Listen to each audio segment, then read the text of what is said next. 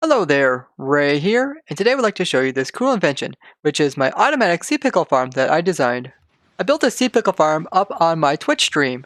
Now, I do notify people that I'm streaming through our Discord as well as following me on Twitter. Now, our Discord is the ProtoTech Discord, which has a whole bunch of other technical Minecraft community, and all the links will be down in the description. I discovered a lot of cool things about the sea pickle, so I'll go over here and show you what I learned.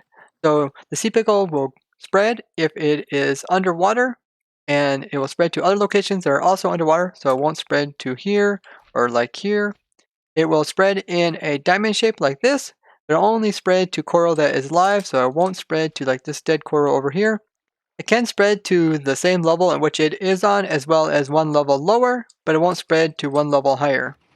I used everything that I discovered to build this farm here, and what we have is the main sea pickle on top of this red coral here, and it's being bone milled by this dispenser above, and then it is spreading down to this lower level, which has all this yellow coral, and what we have is water that is inside of these chests, and it's flowing over to here, right before the sea pickle in the center is being bone milled. That way there is water here.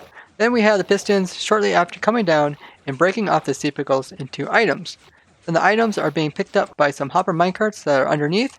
We have to have quite a few hopper minecarts because there is a lot of sea pickles that are produced by this farm. It is pretty outrageous. So above the farm we have a clock, and the clock is just going down into an observer, which is sending a pulse to all these pistons, and then after a short delay it will send a pulse to the dispenser. This allows it so that the pistons will first pulse and give time for the water to move into the area, and then it will allow the dispenser in the center to bone mill the pickle that we have in here. And some other things that I used to keep the pickles from getting shot outwards is I had to put glass all along here, and we even had pickles getting through this little corner here, which is quite strange. They'd be shooting out over here, so I had to cover this in as well.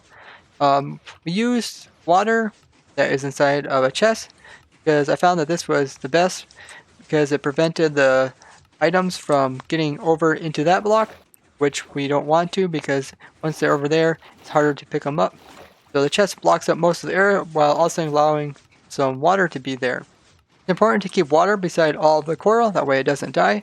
So we have the water sources down here, which are keeping all of these wet.